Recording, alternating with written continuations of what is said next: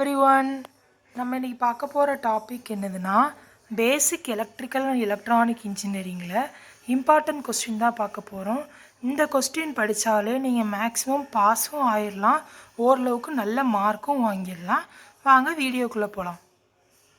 First Kirchhoff லா, இந்த Ohm's law, அதோட limitations இதெல்லாம் படிச்சுக்கோங்க. இந்த क्वेश्चनல வந்து ரொம்ப ரிப்பீட்டடா அண்ணா யூனிவர்சிட்டி எக்ஸாம்ல வந்து கேட்கக்கூடியது.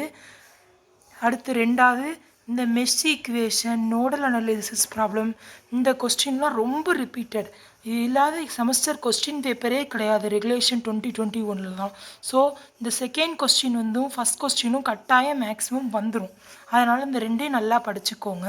அடுத்து தேர்ட் ஒன் வந்து ஆவரேஜ் வேல்யூ, ஆர்எம்எஸ் வேல்யூன்னு இருக்குது. இதெல்லாம் 3 மார்க்கு. உங்களுக்கு இப்போ ரெகுலேஷனில் வந்து ஏற்கனவே 3 புது பேட்டர்ன் வேறு ரிலீஸ் பண்ணியிருக்காங்க. 15 மார்க் வந்து 4, 3 மார்க் வந்து 10 ஒன் வேர்டுன்னு சொல்லி. ஸோ அந்த பேட்டர்ன் படி தான் நான் வந்து போட்டிருக்கேன். ஸோ மேக்ஸிமம் இதில் இருக்க கொஸ்டின் எல்லாத்தையும் படிச்சிருங்க, ஓரளவுக்கு நல்ல மார்க்கே வாங்கிடலாம்.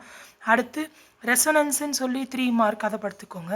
அடுத்து 3 ஃபேஸ் சப்ளை கனெக்ஷன் ஃபுல் டாபிக்னா அந்த 3 ஃபேஸ் ஏசி கனெக்ஷன் இருக்குது தெரியுமா உங்கள் புக்கில், அதில் இருக்க டாபிக் ஃபுல்லுத்தையுமே படிச்சிடணும், ஒன்றுமே விடாமல் படித்தா அந்த கொஸ்டின் வந்து அட்டன் பண்ணிடலாம்.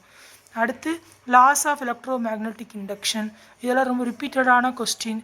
நெக்ஸ்ட்டு செல்ஃப் இண்டக்டன்ஸ்னால் என்னது, மியூச்சுவல் இண்டக்டன்ஸ்னால் என்னது, இதெல்லாம் தெரிஞ்சுக்கோங்க. சப்போஸ் 3 மார்க்கில் கேட்டால் கூட யூஸ் ஆகும். நெக்ஸ்ட்டு மெத்தட் ஆஃப் எர்த்தனிங் எப்படி பண்ணுவாங்க. நெக்ஸ்ட்டு ஃபியூஸு, அதோட சேஃப்டி ப்ரிகாஷன், அதை எப்படிலாம் ஹேண்டில் பண்ணுறோம் அந்த எலக்ட்ரிக்கல் அப்ளையன்சஸை, ஃபஸ்ட் எய்டு, இந்த கொஸ்டின்லாம் வந்து ரொம்ப இம்பார்ட்டன்ட்.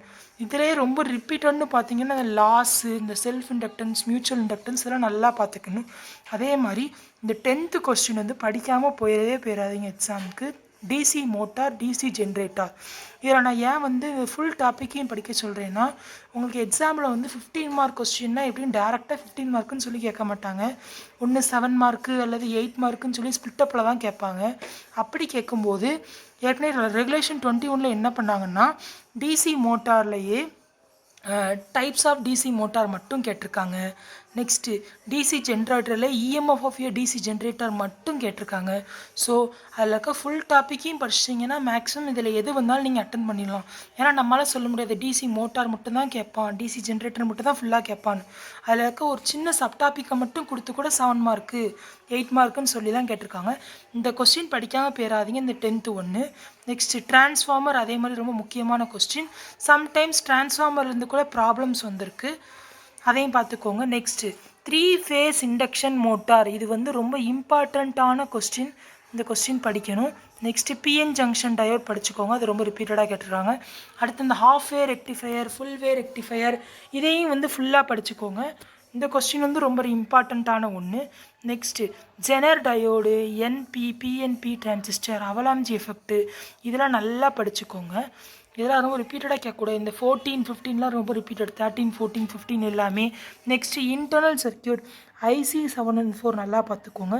அதே மாதிரி இந்த லாஜிக் கேட்ஸு, டிமார்கன்ஸு, ஃப்ளிப் ஃப்ளாப்பு, மல்டிப்ளெக்ஸார், டிமல்டிப்ளெக்ஸார், இந்த 17, 18, 19 இந்த 3 கொஸ்டின் நீங்கள் நல்லா படிச்சிட்டிங்கன்னா இந்த 20th கொஸ்டின் வந்து அந்தளவுக்கு தேவைப்படாது. இருந்தாலும் 20 சப்போஸ் கேட்டாலும் எழுத தெரியணும், அதையும் நல்லா தெரிஞ்சுக்கோங்க. மேக்ஸிமம் இந்த 17, 18, 19 நல்லா படிச்சுக்கோங்க. இதெல்லாம் ரொம்ப ரிப்பீட்டடாக ரொம்ப இம்பார்ட்டன்ட். இந்த டிமார்கன்ஸ் இதெல்லாம் வந்து ரொம்ப ரிப்பீட்டடாக ரெகுலேஷன் இதில் கேட்டுக்கிட்டே இருக்காங்க அடிக்கடி, இதெல்லாம் நல்லா படிச்சுக்கோங்க. அதே மாதிரி இந்த நிறையா சப்ஜெக்ட்டுக்கு வந்து நம்ம பிளேலிஸ்ட் இதில் வந்து நான் வீடியோ வந்து அப்லோட் பண்ணியிருக்கேன், அதை பார்க்காதவங்க போய் பாருங்கள். வேறு ஏதாச்சும் வீடியோ வேணுன்னா எனக்கு கமெண்ட் பண்ணுங்கள். அதே மாதிரி சப்ஸ்கிரைப் பண்ணாதவங்க நம்ம சேனலை சப்ஸ்கிரைப் பண்ணிட்டு பெல் பட்டனை கிளிக் பண்ணிடுங்க. Thank you friends. மேக்ஸிமம் இதில் இருக்க இந்த எல்லா கொஸ்டினையும் படிச்சிருங்க, நீங்கள் நல்ல மார்க்கு நிறைய கிரேடுமே வாங்கிடலாம்.